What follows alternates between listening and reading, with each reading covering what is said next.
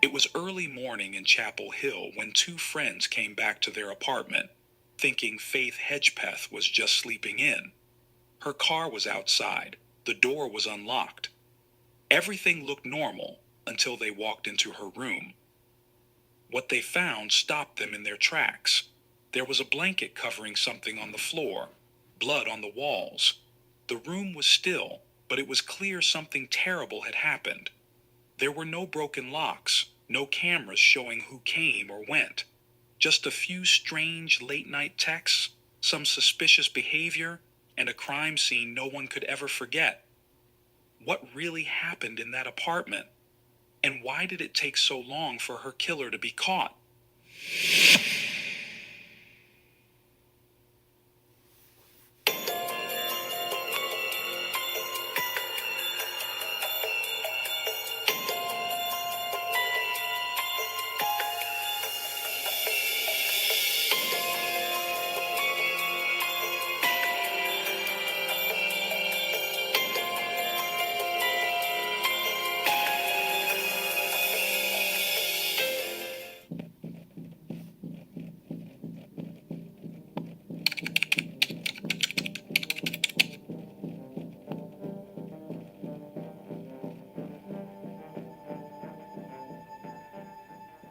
Faith Danielle Hedgepeth was born on September 26, 1992, in Warren County, North Carolina. A proud member of the Halliwasaponi Native American tribe, she grew up in a close-knit family, guided by her mother, Connie, and her older sister, Rolanda, after her parents divorced during her infancy. Despite the separation, Faith maintained a deep bond with her father, Roland, who once described her as the light that helped him overcome his darkest struggles with addiction. Her arrival, he said, gave him a renewed sense of purpose. Gifted and determined, Faith excelled academically. She earned the prestigious Gates Millennium Scholarship and enrolled at the University of North Carolina at Chapel Hill, where she initially pursued a degree in biology. Though the transition to university life proved challenging, Faith refused to be discouraged. She changed her major, worked 2 jobs, and remained focused on her goal of becoming the first college graduate in her family. Her dream was to either become a pediatrician or a teacher, 2 professions that mirrored her generous and compassionate spirit. Faith shared an off-campus apartment in Chapel Hill with her friend and former roommate from freshman year, Karina Rosie Rosario. They lived in Unit 1502 at Hawthorne at the View, a complex just minutes from campus. For a time, Karina's boyfriend, Eric, also stayed with them, but his presence soon became a source of tension. The relationship between Eric and Karina turned toxic, marked by volatility and eventual breakups. Even after Karina changed the locks, Eric attempted to break into the apartment twice. With Faith's help, Karina obtained a protective order. Despite this, Eric moved into another unit in the same complex, remaining dangerously close. On September 6, 2012, Faith attended her classes and later participated in an event held by Alpha Pi Omega, the nation's oldest Native American sorority, which she hoped to one day join. By 7:15 p.m., she left the event to focus on a history paper about her tribe. At 8 p.m., she and Karina went to the campus library. Faith briefly left, returning at 11:30 p.m., and the two returned to their apartment around midnight. Shortly after, they decided to go out to the Thrill, a nightclub known for admitting people under 21. Security footage showed them entering the Thrill at 12:40 a.m. They danced for over an hour before Karina began to feel ill from drinking. They were recorded leaving at 2:07 a.m., with Faith driving them back home. Upon returning to their apartment, Karina reportedly became sick and went to bed. Around 3 a.m., A neighbor heard loud banging noises from above, describing them as heavy thuds, like furniture being toppled or a heavy backpack hitting the floor. Faith's Facebook account showed activity at approximately 3:30 a.m., followed 10 minutes later by a text message from her phone to Brandon Edwards, another of Karina's ex-boyfriends. The message read, "Hey B, can you come over here please? Rosario needs you more. Aha. Please let her know you care." Brandon responded the next afternoon at 4:16 p.m., asking who had messaged him, but by then it was too late. No reply ever came. At the same time the messages were being sent, Karina's phone also showed outgoing calls to Brandon. Faith's final known communication occurred at 3:52 a.m. when she messaged Ty Michael McNeil, her on and off boyfriend, saying, "I know you're probably sleeping, but I just wanted to let you know that I love you." At 4:25 a.m., Karina was picked up by a friend, Jordan McCrary, a soccer player at the university. She left the apartment door unlocked and believed Faith was asleep. The next morning, around 10:30 a.m., Karina attempted to contact Faith for a ride back. When she didn't answer, Karina reached out to a mutual friend, Marisol Rangel, who picked her up. They returned to the apartment just before 11 a.m. and assumed Faith had simply overslept. Upon entering, they called out her name. There was no response. What they found in the bedroom was beyond comprehension. Faith's body was discovered partially undressed and covered with a blanket, positioned against the bed. Her shirt had been pulled up over her head. There were signs of a vicious attack.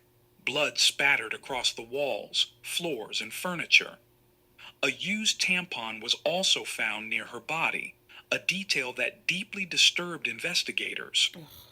There was no indication of forced entry, and frustratingly, no security cameras captured the movements in or out of the apartment that night.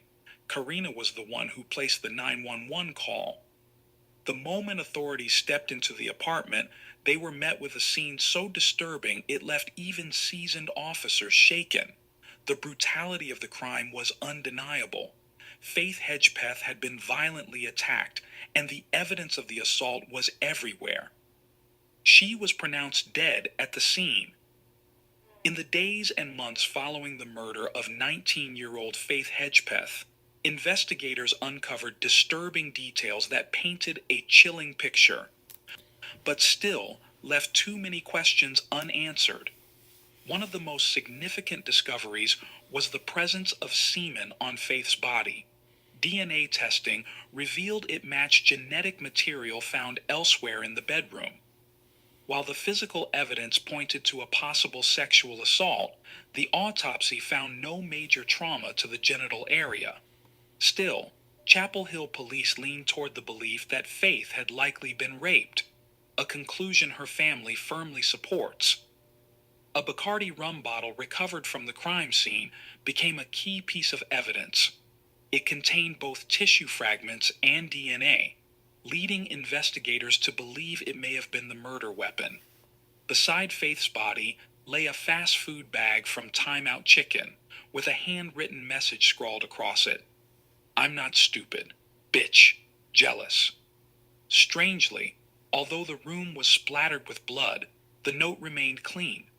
This suggested the killer had either written it after the attack, taking time to wash up, or had placed it carefully after attempting to conceal their identity.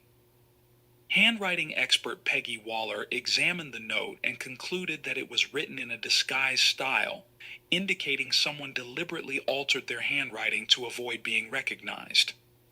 Faith's murder rocked the Chapel Hill community, a place that typically saw fewer than one homicide a year.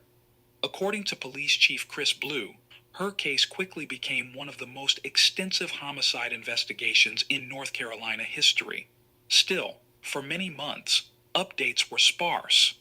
Yet for Faith's family, the search for answers was agonizingly slow. Her mother, Connie, revealed that the family wasn't even allowed to view her daughter's body. It would take 2 years before they learned about the handwritten note left at the crime scene or had access to the autopsy report. All details surrounding her death were sealed by court order, which contradicted the It's one usual. thing to not put certain details out into the public, but the family should know certain things, especially if they're asking to know and you have the details. They deserve that at least. You know what I mean? Usual policies of Chapel Hill Police. In December 2012, the FBI joined the investigation. They developed a psychological profile of the suspect, theorizing that Faith's killer had likely known her and may have lived nearby. They also believed the person may have taken an unusual interest in the case, possibly talking about it frequently or displaying strange behavior afterward. By July 2014, after another court order, Chapel Hill Police finally released 300 pages of case documents. The autopsy report followed in September, confirming what the family already knew. Faith had died from repeated blows to the head. Her body was covered in cuts and bruises, and blood was found under her fingernails, signs she had fought hard for her life. Court documents showed that only 2 apartments were searched in the early days of the investigation, Faith's, and one other unit in the same complex. Some sources claim that the wooded area behind the apartment was never searched. Reports also indicate that no sniffer dogs were brought in, and officers didn't go door to door to question other residents, a surprising omission in such a high-profile case. Faith's phone offered another potential lead. On the night of her death, she called her friend Una Chavez 3 times.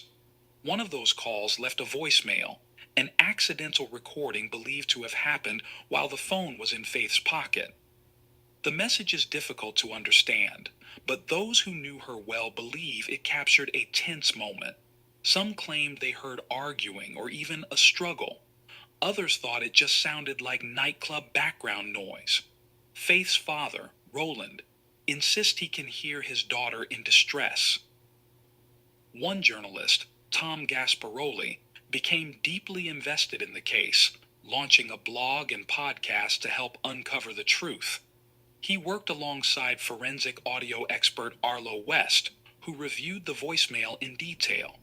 West, a veteran in audio enhancement and forensic analysis, believed the recording captured 4 voices, 2 male and 2 female, and suggested a heated exchange. The timestamp showed the message was left at 1:23 a.m., shortly before Faith was seen leaving the club with her roommate. By 2:07 a.m. on September 7, 2012, Faith Hedgepeth and her roommate were captured on surveillance footage leaving the Thrill nightclub. At that moment, everything seemed fine, at least on the surface. But as the timeline of that night continued to unravel, investigators and independent experts began to question just how accurate the digital trail really was.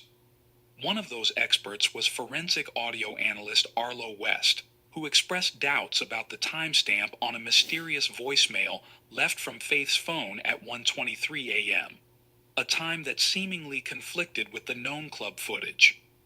According to West, both Faith and her friend Una Chavez owned phones that were prone to timestamping issues. He also noted that the local cell towers were unreliable and suggested the message may have been recorded at a different time altogether. While Chapel Hill Police agreed to review his enhanced version of the audio, they ultimately stood by the original metadata, stating they didn't believe the recording captured the moment of the murder. In 2015, Chapel Hill Police expressed confidence that the DNA evidence would eventually lead them to an arrest. Though they didn't publicly confirm what specific DNA was being referenced or where it was collected, they remained optimistic. Meanwhile, Faith's death created a deep sense of fear and grief on campus. Vigils were held in her memory, including a traditional Native American ceremony to honor her life and spirit. Many students mourned her loss not just as a friend, but as a cultural sister whose joy and kindness had touched countless lives. take what you do best and create a website that's worthy of it. In 2016, a major development reignited interest in the case. Using DNA collected from the crime scene, a Virginia-based lab generated a composite sketch of the potential suspect. The image was built using forensic phenotyping, predicting traits like eye color, skin tone, face shape, and even likely ancestry. Based on the results, the suspect was believed to be of Native American and European or Latino descent. While not definitive, the sketch gave investigators and the public a possible face behind the crime. Several people connected to Faith were scrutinized as part of the ongoing investigation. Among them was a man seen leaving the nightclub with Faith and Karina. He had arrived at the club earlier with 3 others. All 4 were questioned and provided DNA samples, but none matched the DNA from the scene. Much of the suspicion also fell on Karina's ex-boyfriend, Eric. He was known to have disliked Faith's influence over Karina and reportedly blamed her for the breakup. Police uncovered troubling messages sent by Eric in the hours before the murder. On September 6th, he sent a text to a friend asking for forgiveness for something he was about to do. A similarly worded message appeared on Twitter. Then, 3 days after Faith was killed, he posted a cryptic message on Facebook. "Dear Lord, forgive me for all of my sins and the sins I may commit today. Protect me from the girls He did it. He did it. who don't deserve me and the ones who wish me dead today." Investigators seized Eric's vehicle and searched his home, but found nothing of use. His DNA did not match the sample from the crime scene, and although he was cooperative, police still consider him a person of interest. They suspect he may have knowledge about who was responsible, even if he wasn't directly involved. Faith's father has remained outspoken. He continues to believe that Karina knows more than she's revealed. Others have also questioned her behavior following the discovery of Faith's body, especially the 911 call she made.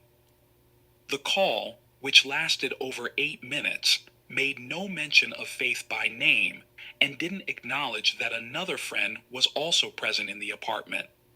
This created the impression that Karina was alone. 11:01 a.m. 44 seconds, September 7, 2012.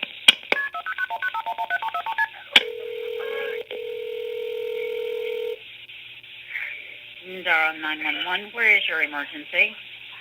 I just walked into my apartment and my friend is just she's unconscious. Okay, what's your address, ma'am? I live at Hawkeye at this view. You say your friend is unconscious? She's unconscious. I just walked in the apartment and there looks like there's blood everywhere. Okay, listen to me. Okay, listen to me. Okay, how old is she? She's 19. Listen to me. Is she breathing? I don't know. You need to check and see. Is she breathing? I don't think so. Don't tell me I need Okay, to check. listen to me. There's I'm not a... blood everywhere. And on the back that, I think she fell off the bed because she's, off the bed. There's blood all over the pillows, in the comforter. I just don't know what happened. Touch her arm. Tell me, how does she feel? Oh, that's awful. Okay, ma'am, we need to find out if we can help her or not. Okay, kneel next to her, look in her mouth. Get somebody at the scene, bro. Shut the vomit. fuck up. Sometimes, look. I understand that, it's their job as a dispatcher to, ask these questions. But, you see the girl is, in distress. Stop telling her that she needs to check her pulse. Fuck off. Ask her if she's able to. You know what I mean? Are you able to do that? Don't tell her that she needs to do that. The girl is already seeing her best friend for how many years, like that. Some people can't handle stuff like that. The fact that she even called, she was able to get herself together to call is like, you know what I mean? She gave the address. Just let her know someone's on their way. If you're able to, perform CPR, that's in the best interest of your friend. But like if you're unable to do it, just sit down, try to like catch your breath. You know what I mean? Like some people don't have no empathy for others. Like it's just wild to me. Tell me something. Listen to me. What is your name? She's so rude. Like, yo, what the Listen to me. When you touched her, how did she feel? She feels cold. She feels cold? Okay. Yes. Okay. All right. Don't touch anything else, okay? Okay, good. What room is she in? She's in my bedroom. Listen to in my room that, like, was not here before. Okay, It was listen like to someone me. that came in here. Okay. It really does. Okay. Tell me again what your name is. It looks like someone had been in there because she's Okay. not like the cell. I don't know what Okay. she's sleeping. Okay. Now, tell me Poor again girl, what though. your name is. What? What is your name? Karina Rosario. Karina? Okay, Karina. How old are you, Karina? I'm 20. You're 20? Okay, hon. Police have said that Karina's account left lingering questions and that there were inconsistencies in what she told investigators. One of the neighbors, who bumped into Karina and Marisol just minutes after the body was found, recalled that the girls didn't appear shaken. Adding to the confusion, Karina had reportedly left the nightclub early due to feeling unwell, only to leave the apartment again just hours later, leaving the front door unlocked. The person who picked her up was a soccer player at the university. The roommate of the soccer player claimed to have noticed a small red mark on Karina's clothing that day. Police were made aware of this and searched for the shirt in question. It was tested, but the results were inconclusive.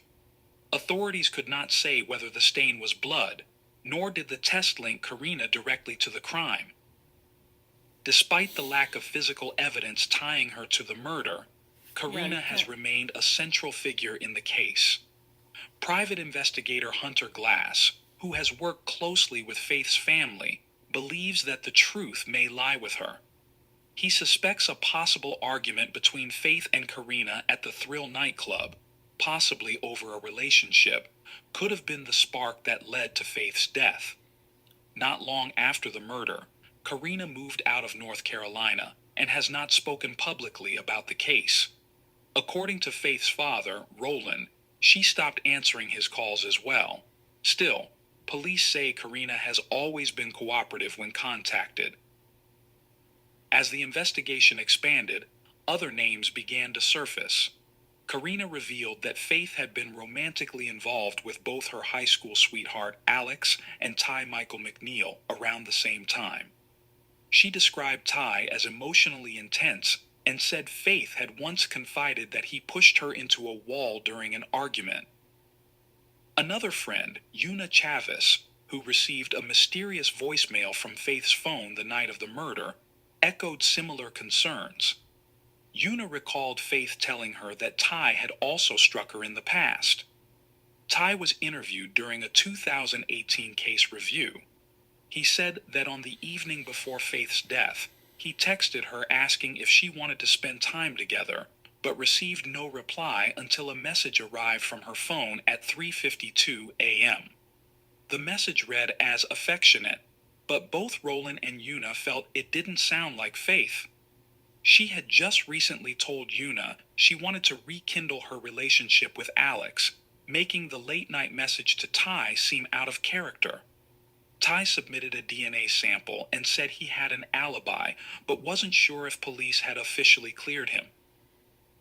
For nearly a decade, the murder of Faith Hedgepeth was surrounded by theories, suspicions, and unanswered questions. Friends, former partners, and close acquaintances had all come under scrutiny, and investigators chased countless leads with no arrest, until everything shifted in 2021. On September 16, 2021, the Chapel Hill Police Department announced the arrest of 28-year-old Miguel Salguero Olivares of Durham, North Carolina. The breakthrough came not through interviews or tips, but through DNA, collected after Salguero Olivares was arrested the month before on a DUI charge in nearby Wake County. His genetic profile was entered into the system, and it matched DNA recovered from the crime scene nearly 9 years earlier. Court documents later revealed that it wasn't just the DNA that connected him to the murder. A palm print found on the suspected murder weapon, a liquor bottle, also matched Salguero Olivares, making the evidence against him even stronger. Police had not publicly identified Salguero Olivares as a suspect before the match, and his name had never appeared in early reports. His sudden connection to the case stunned both the public and those who had long followed the investigation. Chief of Police Chris Blue asked the community for patience, stating, "This story will take time to completely unfold." Then, in November 2024, the case took another serious turn. Prosecutors amended the original indictment, formally adding 3 new charges: first-degree burglary, first-degree rape, and first-degree sexual offense. The additional charges deepened the gravity of the accusations and brought new clarity to what may have happened that night in Faith's apartment. With the arrest came a mix of relief and renewed pain. After years of doubt, the case had finally produced a name, a person now legally accused of ending Faith's life. But as the legal process began, so did a new chapter in the search for answers. Who was Miguel Salguero Olivares? How did he come into contact with Faith? And what exactly happened in those final moments? For her family, it was a long-awaited step toward justice. But for a community still haunted by the loss, it marked just the beginning of uncovering the full truth. Unfortunately, too, like, you don't really know the truth unless you're the one who did it. That's the unfortunate part. You know what I mean? Like, if there's not enough evidence, there's not an eyewitness that's willing to, confront. No one really knows besides the person who did it, the person who not only was there, but the person who remained alive. You know what I mean? Because even Faith can't really say exactly what happened. She can say what happened before, like, obviously, like realistically speaking, she could only speak from the point of which she remained alive. You know what I mean? After that is like what happened. She can't even, like, only the person who was actively there can speak on it. You know what I mean? And if they're not willing to confront, and even if they confront, they say, "Look, I'm gonna tell you the story." They could keep parts out of it, they could lie. Like, how do you know if there's no proof, if there's no evidence? How do you really know? And that's like one of the saddest parts about a lot of these, investigations, these cases, is, we may never know. We may never know what truly happened, and it's awful for the family and for the friends, because you just never know why or how or,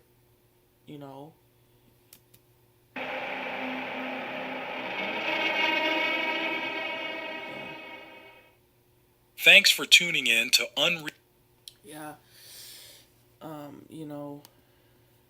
I say this almost every, the biggest thing I can say about, these crimes, these investigations that I watch, that I have yet to watch, that I have watched in the past, is like, you are the security to your life. You know what I mean? Even if God is in your life, even if, you pray to God, even if You know, prayers are very strong, but you gotta be the security to your life. You are in control of where you go, who you hang out with, who you talk to, who you let into your life, and you have to be strategic about that. You have to understand that every decision has an outcome. You know, every action has an outcome, whether it's good, whether it's bad. You know what I mean? And you cannot control everything. You cannot predict the future for sure, but think about decisions you make before you make them. You know what I mean? Like, is this the right decision? Should I be talking to this person? And you know, and the scariest part is sometimes these people, like, I think of Jeffrey Dahmer, for example. You know what I mean? He seemed like this, you know, from the perspective of his victims. You know what I mean? He seemed like this normal gay guy who was just interested in, you know, building relationships with these men. These men would have no, maybe the first sign is like, okay, something is weird. One, it would be like when they enter the apartment, right?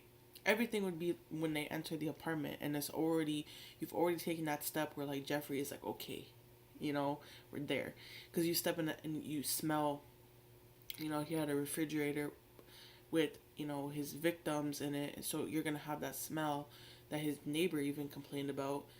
And then also, I think in one of the victim stories, they were watching this really horrific movie. I forgot what movie it was called, but it's a movie that you don't, unless you ask the person like, hey, are you interested in these types of movies, okay, let's watch them together.